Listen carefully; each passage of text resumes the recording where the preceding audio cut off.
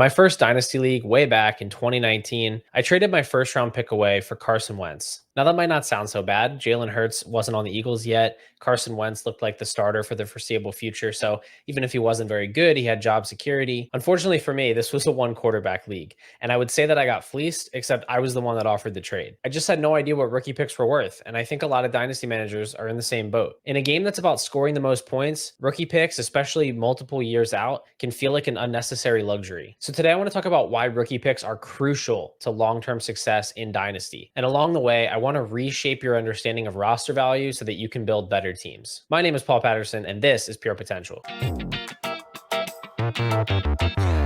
Now, before we get started here, I just want to let you guys know I'm coming up on a pretty big milestone. I realized today I'm only 302,998,000 subscribers away from passing Mr. Beast as the most subscribed channel on YouTube. So if you want to help me reach that goal, hit the subscribe button. I promise you will not regret it. All right, I got a lot to cover here today, so let's get started. In my previous video, building the perfect Dynasty team on a budget, I touched on the idea of asset classes in Dynasty. These different archetypes that players can fit into that can help us understand how to value them properly against each other and against other asset classes. And in that video, I mentioned a bunch of different possible categories. It's a very subjective concept, but for today's video, I'm mostly just going to consider three, which are rookie picks, young non-rookies, and veterans. And to help me out with this one, I'm going to be borrowing heavily from an article that Jacob Sanderson wrote on his Substack, Thinking About Thinking, called The Market Principles of Dynasty Part 2. This is an amazing article. I'm just going to share some excerpts from it, but it's a very long article with a ton of great insights, and everything he puts out over there is top notch. So I'd recommend subscribing. I'll put the link in the description. But today's video revolves around one key concept, which is that you should want rookie picks. So I'm going to make the case for that, and we're going to take some little detours along the way to define some terms,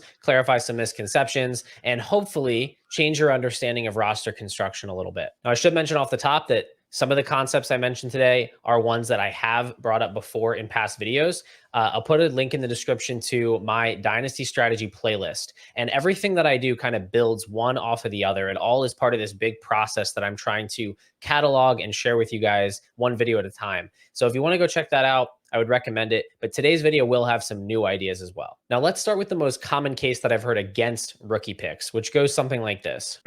Why would I want rookie picks? You want me to wait a year or maybe even 2 years to draft a player that's like a 50-50 chance to be a bust? And even if they're not a bust, they probably aren't even startable until year 2. Why wouldn't I just trade that pick away right now for a player that can help me win a championship? Hey, nerd, the point of the game is to win, not just have the youngest team. Now, some of you probably think I'm creating a wonderful straw man argument here. And those of you have never been on Dynasty Twitter, because I have seen this many times from many managers, and there are people I play with in leagues that basically subscribe to this philosophy. But a ton of these assumptions, or pretty much all of these assumptions, are just incorrect. We're going to start with the idea that rookies have a 50-50 chance to bust. This is one of those statements that's like technically true or mostly true, but it's never applied correctly. The conclusions drawn from that statement are never correct conclusions. What people really mean when they say this is that rookies are unnecessarily risky and that they would rather just have a player they know is good than take on the risk of an unknown rookie. But that conclusion is about as wrong as it gets. JJ Zacharyson, who's one of the fantasy football GOATs, did a study on this a couple of years ago. This was a very thorough study, put a lot of different thresholds in. He controlled for all sorts of different variables. And the bottom line was that rookies, from a value standpoint, are less risky than veterans. I'll put a link to the entire podcast in the description because it's very detailed and you should check it out. Honestly, it has a lot more information on the topic, but the SparkNotes version is basically from one season to the next. Rookies are way more likely to maintain or gain startup value relative to veteran players. So misconception number one is that rookies are just too risky. Flat out wrong. As wrong as you can be. It's the exact opposite of the truth. Rookies are the safest type of player that you can roster. The second thing I want to address is this implied idea that by trading for a rookie pick or holding a rookie pick, that you are now required to use that pick on a rookie. You do not have to draft rookies. You can benefit from acquiring and holding rookie picks without ever drafting a single rookie. I think you should draft rookies. I think it's very fun to draft rookies, but it's definitely beside the point to what I'm actually getting at. There's something to be gained from simply acquiring rookie picks, holding on to them for a while, and then trading them away as you approach your league's rookie draft. In Jacob Sanderson's article that I mentioned, he coins a term called the hold tax. So let me explain what the hold tax is. And I'm also going to start referring to roster value or trade value, as I've called it to this point, I'm going to start calling that buying power. So all of the assets on your team, they total up to an amount, and that amount is your buying power. That is what you have available to you that you can then trade to get things that you need for your roster. So your total buying power, as you hold on to rookie picks, that goes up. You're essentially being rewarded for holding on to an asset that doesn't do anything else for you, right? It's an investment. It's kind of like a bond or a Roth IRA. You're holding on to something that you can't necessarily use. You can't put a rookie pick into your starting lineup, but if you hold it long enough, you're going to gain buying power because those picks, they just accrue value over time. And this is kind of like the marshmallow test. If you've never heard of that, look it up on YouTube, but it's basically this thing where they take a kid and they sit them down at the table, they give them a big old marshmallow, put it on the table, and they say, you can eat this marshmallow, or you can wait until I leave the room and come back in a little bit, and I will give you a second marshmallow. So you can have two marshmallows if you don't eat this one. And these videos are funny because as a species, we just crave instant gratification, and kids have no self-control. And so most of the kids end up eating the marshmallow before the adult comes back, and they miss out on getting the second one. And dynasty managers often behave the same way. They go to trade their rookie picks away because they don't offer them anything in the short term. But then those same managers are perfectly willing to line up at your door in April to buy those picks back for much more than they traded them away in the first place. Now, the hold tax increases the further out a pick is, because further away picks are cheaper to acquire. There are a ton of players that you could trade right now for a 2027 first round pick, but you wouldn't get a 2025 first round pick for a lot of those same players. And that's because the further away the pick is, the further away that gratification is, the more willing managers are to part with those picks. So let's say you go and trade for a 2027 first round pick, you hold on to it, you are going to passively accrue buying power just by letting that pick sit on your roster. You're just going to passively gain value as 2025 goes by, as 2026 goes by. So in that sense, it's kind of like a mutual fund where it's very low risk. You really can't lose anything, and you're going to just see these steady increases over time. Except the great thing about buying first round picks is that sometimes they're not like a mutual fund at all. Sometimes they're like Bitcoin in 2017, and all of a sudden you're going to the moon because the team that you bought the pick from takes a turn for the worse. They're blowing it up, they're rebuilding, and now you're sitting on an incredibly valuable roster changing asset. So to quickly recap, we want to acquire rookie picks because they are guaranteed to slowly accrue buying power for your roster. They have basically no downside risk, and sometimes they have incredibly high upside that you can't foresee at the time, and you can get a massive return on your investment. Now, I just want to take a quick detour here to address another term that Jacob uses in this article, because I want this term to become commonly used. I want to start using it in more videos, so I need to explain it at some point. Now seems like a good time. And this is what Jacob calls the base pick thesis. So rookie picks are the closest thing we have to a currency in Dynasty. That's not a new idea.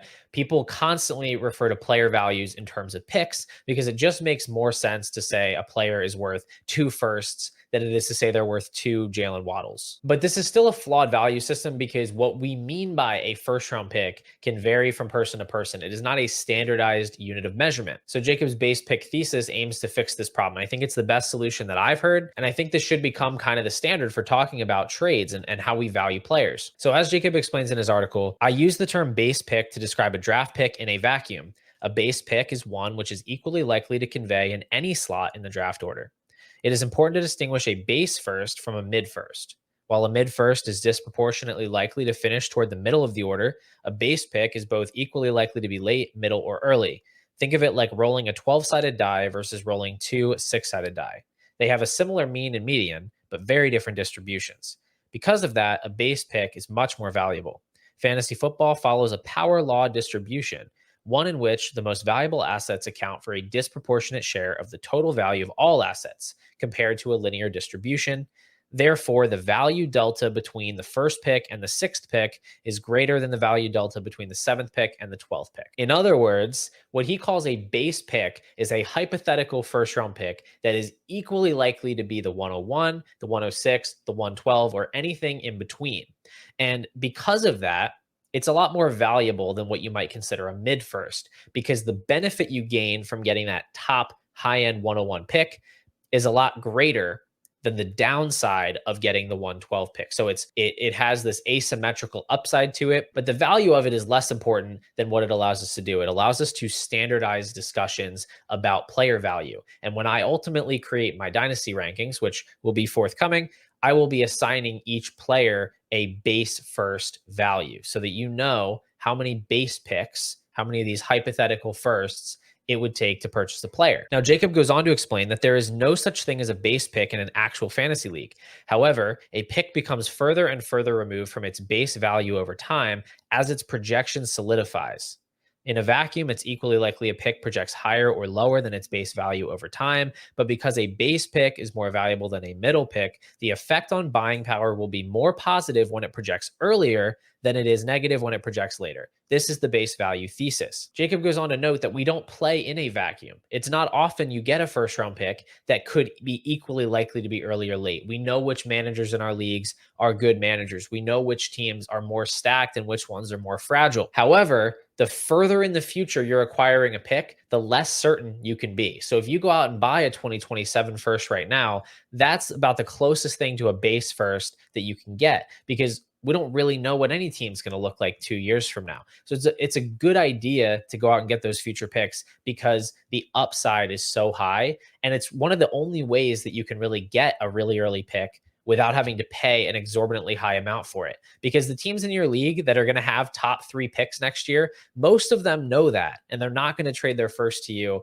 without a premium on top. Again, I know that this concept is a little bit disconnected from the main discussion we're having. I just wanted the time to kind of slip that in because I'm going to start using that base pick concept in future videos, and I wanted to get my foot in the door with that.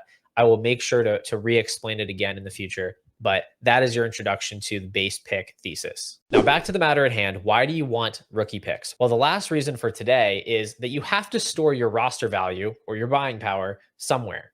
You have to allocate buying power into some asset class, whether it be veterans, rookies, young players. Obviously, you don't want all of your buying power to be allocated to veteran players because that's going to leave you very open to downside and to having to rebuild when those players age out. But the temptation a lot of managers have is to take all that rookie pick buying power and just invest it into young players, because after all, young players, in theory, have insulated value. They have high upside and they even score points. So you can actually start them. So why wouldn't you want to just do that instead of holding on to these rookie picks? Well, in some cases, this is actually true. Like if you took your future first round pick and you traded it away for Justin Jefferson, yeah, that's absolutely true. You have gained a ton of upside and you've scored a lot of points along the way. The issue is that that doesn't work out as often as you think. Remember that JJ Zacharyson study from earlier? In that same study, he found that just 30% of non-rookies with top 100 startup ADP maintained or gained value from one season to the next. So 70% of the time, if you choose to devote some of your team's buying power to a non-rookie, which obviously we have to do, we have to roster players that aren't rookies and that aren't rookie picks.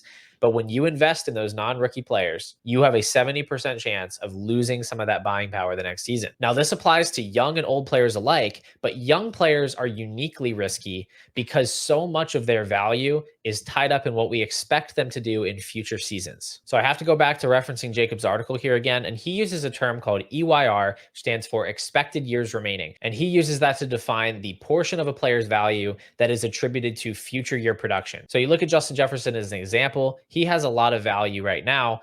Some of that value is what he's expected to do in 2024.